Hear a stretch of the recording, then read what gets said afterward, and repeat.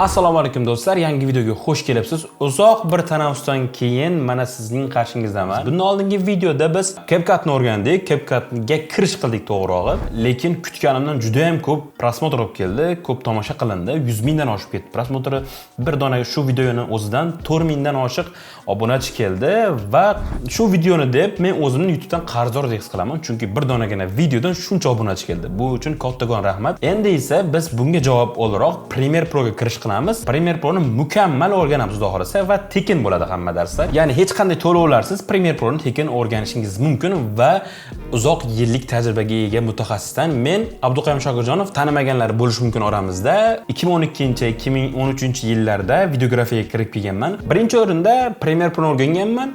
Uzr. Birinchi o'rinda Edius'ni o'rganganman. Edius'da boshlab keyin Premiere Pro'ga 2017-yil, 18-yillar adashmasam o'tgan edim. Shundan buyon Premiere Pro bilan shug'ullanib kelaman. Ya'ni shunda daromad qilaman. Shu programma orqali video montaj qilaman do'stlar. Bugungi videoda esa Premiere Pro'ga kirish qilamiz. Shu videoga 1000 ta like yig'sa, Premiere Pro'da qanday qilib pluginlar bilan ishlash mumkin, pluginlarga doir alohida video chiqaraman. Bu pluginlar alohida mavzu, videoingizning darajasini juda tez o'zgartirib yuboradi. Shuning uchun pluginlar muhim. Agar shu videoni 1000 ta like qilsak, hozir like bosib qo'ying. Pluginlar videosi tayyorlanadi xudo xolasa. O'rtoqlar, savol bo'lishi mumkin oramizda, qanday kompyuter kerak? Agar sohada yangi bo'lsangiz, unaqa katta, kuchli kompyuter olishni tavsiya qilmayman. Sharoitingiz bo'lsa oling. Kuchli kompyuter. Agar hali daromad qilmayotgan bo'lsangiz, oddiyroq kompyuterdan boshlasangiz ham bo'ladi yangi boshlaganlar uchun. Masalan, meni ham kompyuterim unaqa kuchli emas. Ishlarimni shu notebookda davom ettirib turibman. Sizga ham xuddi shu notebookda montajni ko'rsatib beraman, o'rtoqlar. Demak, ko'p cho'zib o'tirmaymiz. Ekranimga marhamat, kompyuterimga marhamat. Premiere Pro'ni o'rganishni boshlaymiz. Qani keting. Do'stlar, darsimizni Premiere Pro'ni yuklab olishdan boshlaymiz. Google ga kiramiz va Adobe Creative Cloud yozamiz. Bizga nimasi kerak bo'ladi? Bizga programmasi kerak bo'ladi. Shuning uchun bu yerga download inglizcham yo'q bu orada. Inglizcha bilmayman. Shuning uchun ba'zi so'zlarni noto'g'ri talaffuzsam rozi bo'lasizlar. Bu saytga kirdim va Creative Cloud saytini programmasi ustanovka qilishim kerak. Shu orqali biz Premiere Pro'ni ustanovka qilamiz. Premiere Pro bu yerda pullik, sotib olish kerak, oylik to'lovi bor. Bu mavzuda alohida gaplashamiz. Hozircha shu Creative Cloud ustanovka qilishingiz kerak. Adobe oilasiga mansub bo'lgani uchun, Premiere Pro Adobe oilasiga mansub bo'lgani uchun siz Adobe'ni programmalar ustanovka qilib beradigan programmasini ustanovka qilishingiz kerak. Yuklab olishingiz kerak. Menda zotan bor. Indir Creative Cloud, sizda ruscha bo'lishi mumkin. Skachat Creative Cloud. Shu yerda bo'lsangiz primoy boshlanadi skachat qilish va uni ustanovka qilsangiz siz kompyuteringizga yuklanadi. Men primoy shu yuklangan jarayondan davom etaman. Demak, Creative Cloud ustanovka qilganingizda mana bunday ekran qarshilaydi. Bu ekranda siz akkaunt ochishingiz mumkin. Meni akkauntim zotan bor. Siz yangi akkaunt ochishingiz kerak. Bu yerda yeni kullanıcımısınız, hesap oluşturun. Sizde Rusça tabii ki. Sazdat новый account bo'lishi kerak bu joyda. Menda esa zotan akkaunt bor. Shu akkauntga kirish qilaman. Tamam, kirgandan keyin mendan parol so'raydi. Parol yozaman. Parolda yozdim va parol tergandan keyin meni akkauntga olib kirdi. Bu akkaunt Adobe'ning barcha programmalarini 80 dan oshiq programmalarni ustanovka qilishingiz mumkin. Men Turkiyada bo'lganim uchun O'zbekistonda aniq narxlarni bilmayman. Creative Cloud price deb yozsangiz chiqishi kerak. O'zbekiston hududida qancha bo'lishini. Imkon boricha o'g'irlangan ishlatishni tavsiya qilmayman. Pulini to'lab ishlatishni tavsiya qilaman. Ya'ni mayli. Bu mavzuda keyin gaplashamiz. Do'stlar, kirganimizdan keyin bu yerda chap tarafda mening kompyuterim turkcha. Mana bunda ikonka bilan uyg'lamalar, ya'ni programmalar joyi bor. Shu joyga kiraman. Shu joyga kirgandan keyin bu yerdan har xil programmalar bor. Bularni ham inshaalloh sekin-sekin o'rganamiz nasib qilsa. Bizga Premiere Pro kerak, shu joydan yukla, ya'ni turkchasi bu yukla, ustanovka ya'ni ruscha. Bossangiz yuklanadi. Bitta qarab ko'raydi. O'rtalar men ustanovka qilmaganman. Yuklanib bosyapman va bizga hozir Premiere Pro'ni 2025 ustanovka bo'ladi. Biroz kutamiz va undan keyin davom etamiz. O'rtoqlar, demak bizda Premiere Pro ustanovka bo'ldi va Premiere Pro'ga ilk qadamlarimizni o'tyapmiz birgalikda. Mana bunda ekran sizni qarshiydi. Eslatib o'taman, men Premiere Pro'ni 2025 ni ustanovka qilyapman. Bu 2022, 23, 24 versiyalar ham bor. Bu sizni o'rganishingizga zarar qilmaydi. Ya'ni buni o'rgansangiz, ularni bilmay qolmaysiz. Ko'p joyi deyarli bir xil. Ko'p yangilik qilmaydi Premiere Pro. Mana Premiere Pro'ga kirdik. Bizni birinchi o'rinda what's new in Premiere Pro deyapti. Bu joy bizga kerak emas hozircha. Xo'p, o'rtoqlar, yangi ochdim. Yangi ochganim uchun akkauntimga kirdi. Akkaunt bu chekkada ko'rib turibsiz.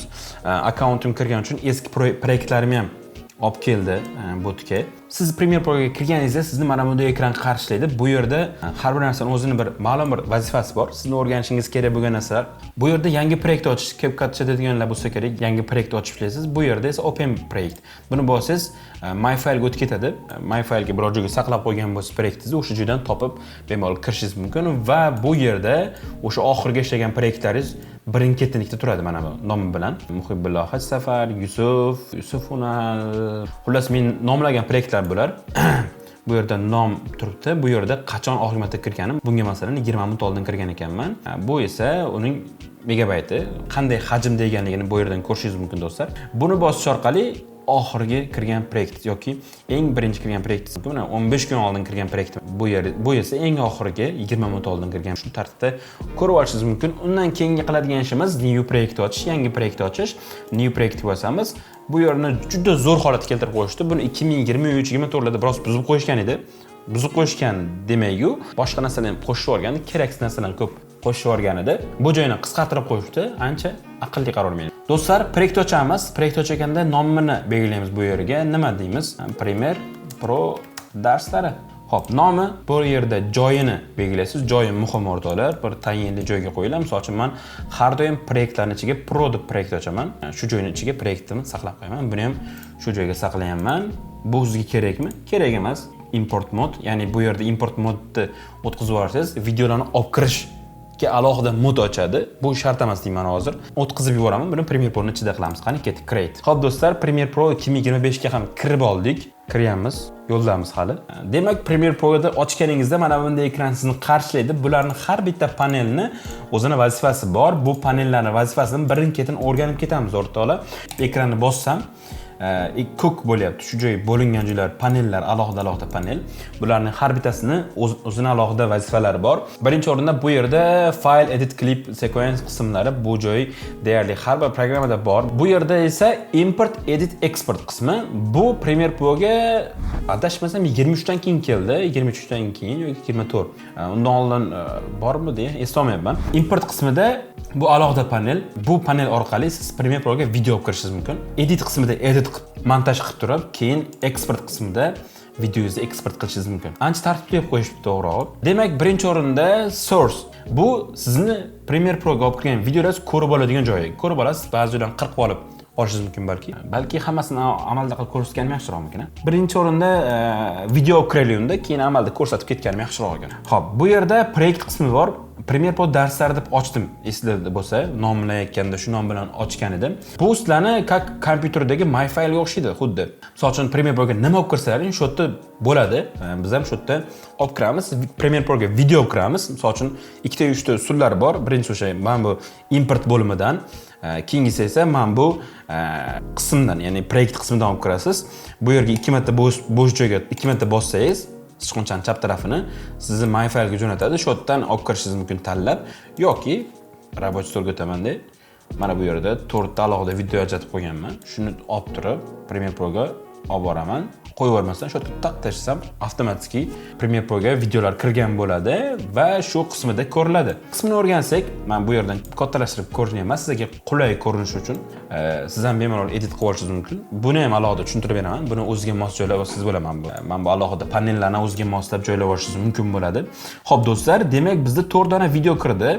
Endi 4 dona video orqali sizga Premiere Pro tushuntirishga harakat qilaman. Men bu qism timeline qismi do'stlar. Timeline qismida siz asosiy ishlarni bajarasiz. Timeline qismida videolarni ko'rish uchun siz avval sekvens ochishingiz kerak. Sekvens. Bu yerda mana no sequence yozib chiqyapti. Sizda sekvens yo'q degani sekvens ochishingiz kerak. Montaj qilish uchun sekvens ochishdan oldin biz proyekt qismini bir qator o'rganib chiqamiz. Bu yerda 4 dona video turibdi. Video haqida ma'lumotlar yonida turibdi. Men bu qismini o'tkazish orqali yana ko'p ma'lumotlarga ega bo'lishingiz mumkin o'rtoqlar. Undan tashqari, buning vazifasi sizni proyekt qismini qulflab qo'yadi. Misol uchun buni okey qilib qulflab qo'ysam, hech qanday bu yerda o'zgarish qila olmayman. O'chira olmayman, qo'sha olmayman, shuni hisobiga qulflanib qoladi. Qalamcha yoniq tursa, buni bemalol tahrirlashingiz mumkin bo'ladi. Bu esa 3 xil ko'rinish shakli. Hozir lista shaklida turibdi. Buni o'tkazsam kattaroq ko'rinadi videolar mana. Men bunga o'tkazib ko'rishingiz ham mumkin. Ya'ni va bu qismni o'tkazsangiz ham bo'ladi. Endi buni o'ziga qulayini tanlaysiz. Menga hozircha bu turgani yaxshi. Bular esa qanday ko'rinish shakli mana. Yaqinlashtirib ko'rishingiz mumkin, uzoqlashtirib ko'rishingiz mumkin. Buni ham vazifasi Buni vazifasi esa terilishi. Nimaga ko'ra teri? Nomiga ko'rami, vaqtiga ko'rami? Shunga ko'ra terib beradi. Hozircha nomiga ko'ra tursin, adashmasam. Do'stlar, bunda esa fayl papka ochishingiz mumkin. Buni bosh orqali nom beramiz. Misol uchun videolar. Papka ochib, bularni hammasini tanlab turib, shiftni bosib tanlayapman. Ichiga taqqa papkanizda turadi. Ya'ni tartiblab qo'yish uchun juda ham kerak narsa papka. Buni oldiga esa bu sekvens ochishingiz mumkin bu yerdan va qo'shimcha narsalar ochishingiz mumkin. Bularning hammasi alohida mavzu, xolos bularning hammasini tushuntiraman. Misol uchun bitta misol qilaylik, nimaligini tushuninglar. Bu color mate misol uchun orqa fon, qora fon kerak sizga. Bitta shuni bosish orqali qora fon deb ochsangiz, mana bu joyga qora fon keladi. Ya'ni shunga o'xshash narsalar ochib beradi sizga. Bu narsa, mana bu qog'ozni chekkasi bo'lganga o'xshab turgan narsa. Sekansingizni razmeri 4K mi, Full HD mi qanaqa bo'lsa, videoyingiz ham xuddi shunaqa shaklda bo'ladi. O'shaning uchun sekans ochganda ehtiyot bo'ling, hushyor bo'ling. Mana bu yerda sekans nastroykasi yuqorida bor, mana alohida bo'lim. Bu yerdan sekans ochishingiz mumkin. New sekans setting bo'limiga o'tib turib, mana bu yerda o'zingiz xohlagandek nastroyka qilib ochishingiz mumkin. Misol uchun 1920 ga 1080 Full HD, ya'ni 16:9. Bu yerdan FPS ni to'g'rilab ochishingiz mumkin. Undan tashqari bu yerda nomini o'zgartirishingiz mumkin.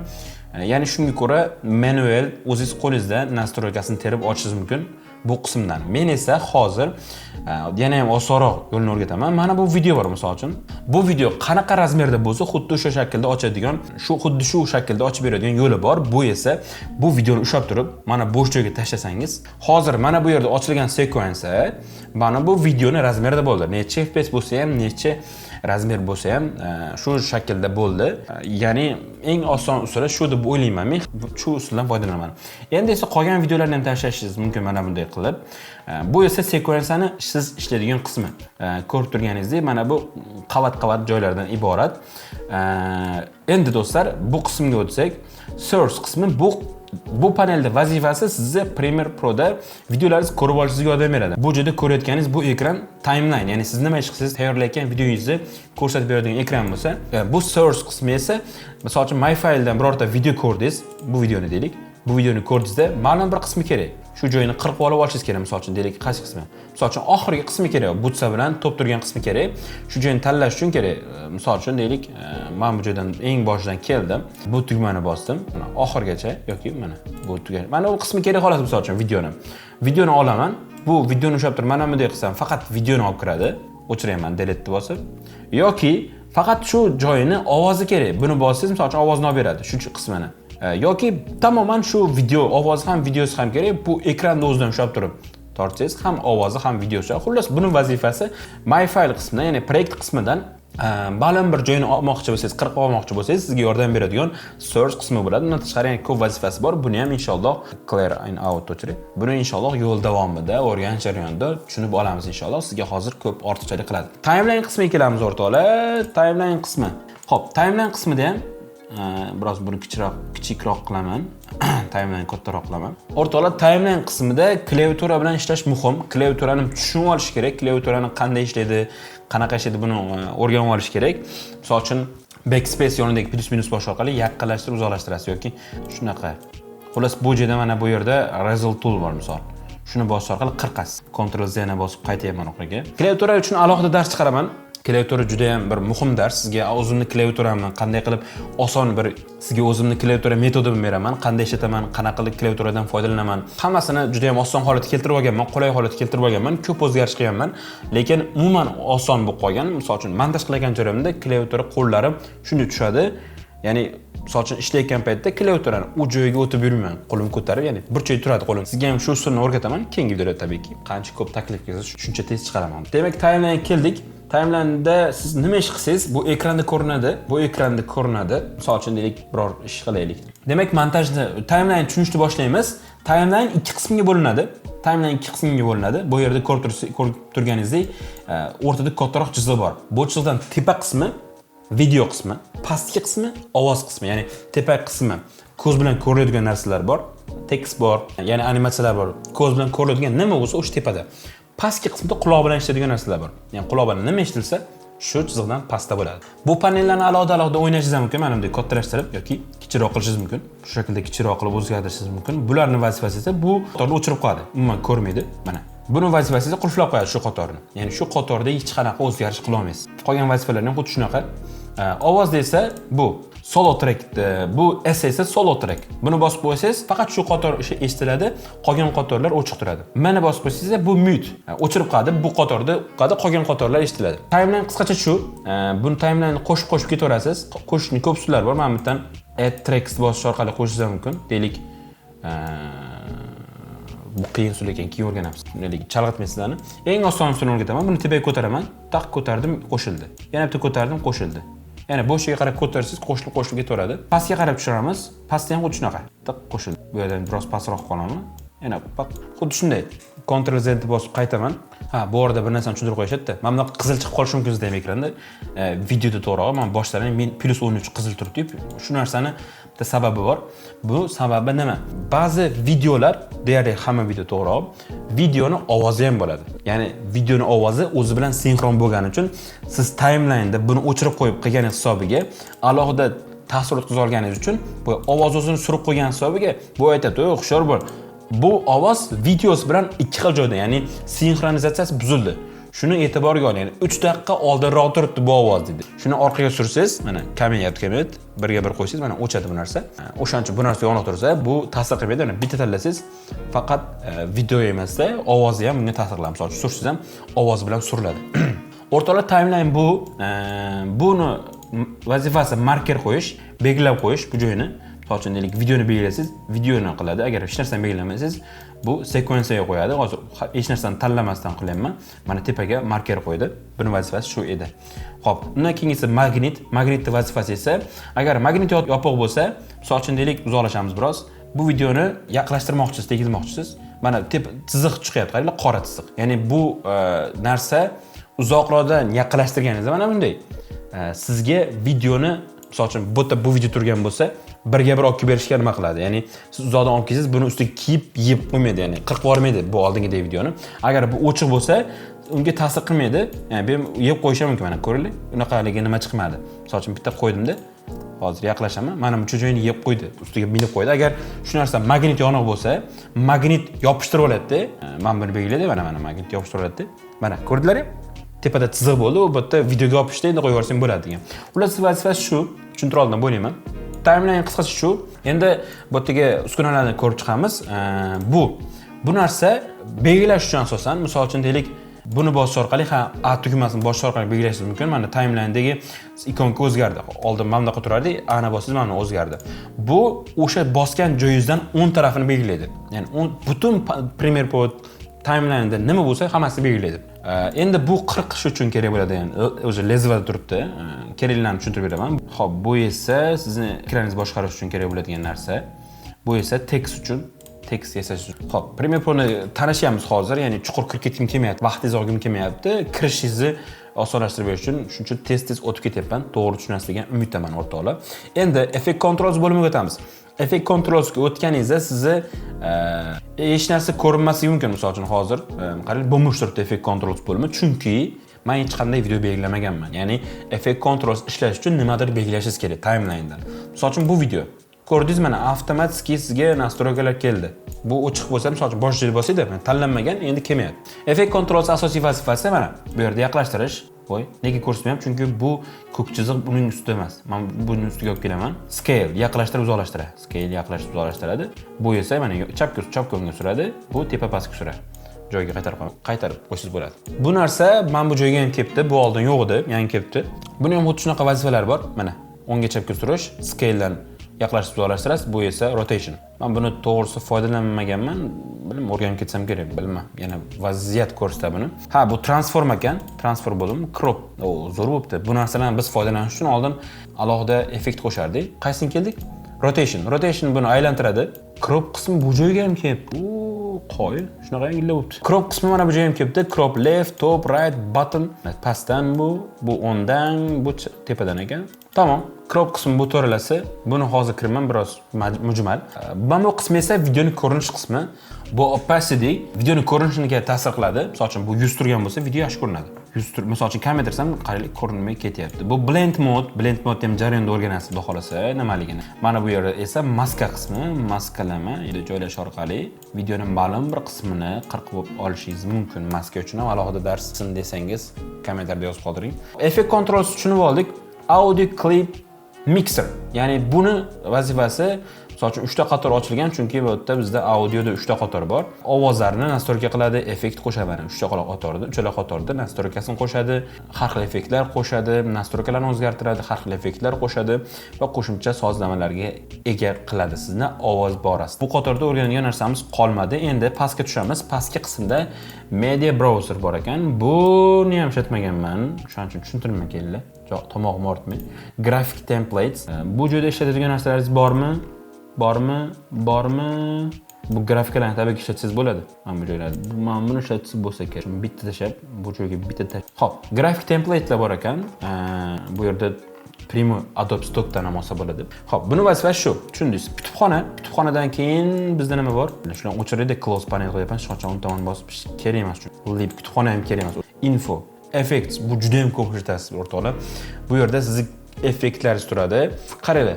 Audio effekt bor, audio transition bor, video effekt bor, video transition bor. Audio effekt vazifasi ovozni ichiga effekt beradi. Transition ikkita ovozning o'rtasiga, ya'ni переход. Video effekt ham shunaqa. Video ichiga beradi, transition, переход. Lumetri presetlar bor, bu yerda rang presetlaringiz. Misol uchun deylik, men birorta ovozni nastroykasini, ovoz effektini sizga ishlatib ko'raman. Sizga ko'rsatib beraman. Studio Reverb. Buni bosamiz, effect controls o'tamiz.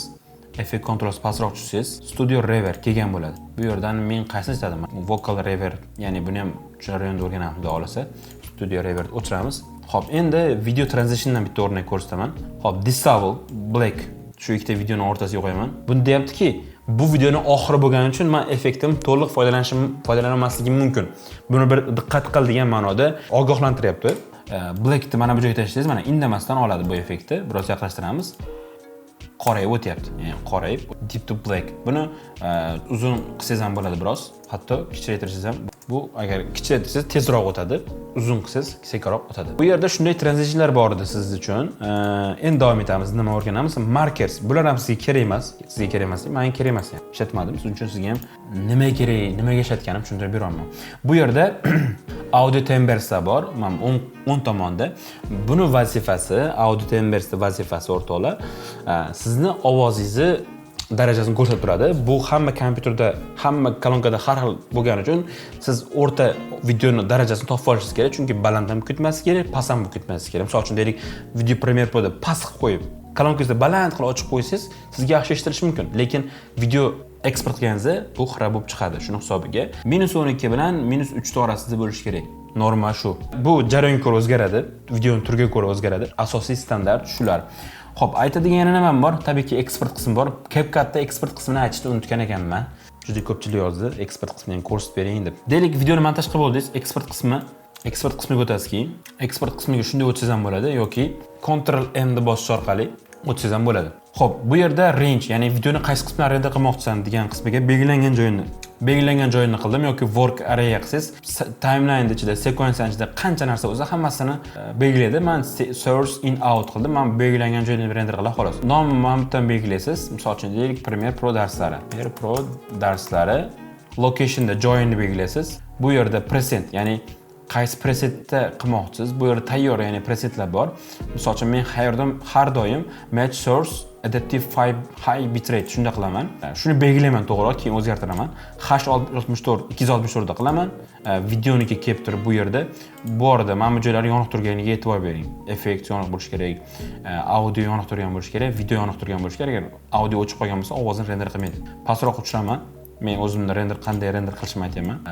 Pastroq tushgandan keyin bitrate setting bor. Bu muhim, buni bilib oling. Chunki YouTube videolari, misol uchun deylik, 10 daqiqalik video ichida effekt ko'p. Agar bunaqa bo'lsa, men 15 ta atrofida qilaman. Lekin 1 daqiqalik video 200, misol uchun 1 daqiqalik video kattaroq, kuchliroq kачествоda chiqish kerak. Men buni 30 ga olaman. Chunki 309 megabayt bo'ladi, o'shanda sifatliroq olib chiqaman. Lekin Premiere Pro'ni YouTube'ini 30 da olsam, katta megabaytlar bo'lib ketgan hisobiga, qiyinchilik tug'diradi, shu hisobiga 10-15 atrofida bitrate render qilaman. Bu o'sha ishingizga qarab qancha megabayt kerak, chunki o'zgartirasiz. Misol uchun deylik, bu yerda 20 turibdi. Men bu joyda esa video necha megabayt bo'lishini ko'rsatyapti. 135 megabayt ekan. Buni oshirsam, 34 ga olib chiqsam, mana 226 ga ko'paydi. Buni kamaytirsam esa mana 55 megabaytgacha tushirdi. Agar siz bittasiga video ko'rsatmoqchi bo'lsangiz, kichkinagina megabayt kerak bo'lsa, siz mana shundan tushirib turib, masalan 2 megabayt qilib turib, 2 bitrate qilib turib render qilishingiz mumkin. Bu yerdan eksport boshlash orqali renderni boshlashingiz mumkin do'stlar. Demak, bu videoda biz Premiere Pro'ga kirish qildik. Davomi keladi tabiiyki. Davom etamiz, xudo xolasa. Studio tayyor bo'ldi. Bundan keyin xudo xolasa yana ham tezroq videolar chiqib turadi. Siz esa kommentariy yozib qoldiring. Kommentariy muhim, chunki oldingi videoyimda 4000 ta podpischik keldi. 4000 ta obunachi meni qanday ko'ryapti, qanday kutdi, eslayapsizlarmi o'zi yoki unutib yordinglarmi? Shu juda ham muhim, menga juda ham qiziq. Shuning uchun kommentariyada fikrlaringizni yozib qoldiring. Nima bo'ldi orada? 8 oy qanday o'tdi? 8 oy emas, qancha bo'ldi hozir? 8 oy emas. Qachon bo'ldi? O'tgan yil avgustda kanalimda 8 oy ekan. To'g'ri aytibman. 8 oy oldin videomda ko'rishganingiz bilan oradan mana 8 oy o'tdi. Nimalar bo'ldi? CapCut o'rganganlar bormi oramizda? Shu CapCut sizga yordam berdimi o'rganish? Shularni hammasini yozib qoldiring. Bu menga juda ham qiziq. Keyingi videolarimga motivatsiya bo'ladi va keyingi videolarni to'g'risi chiroq chiqaramiz. Keyingi videoda ko'rishguncha xayr, o'zingizni ehtiyot qiling. Bye bye.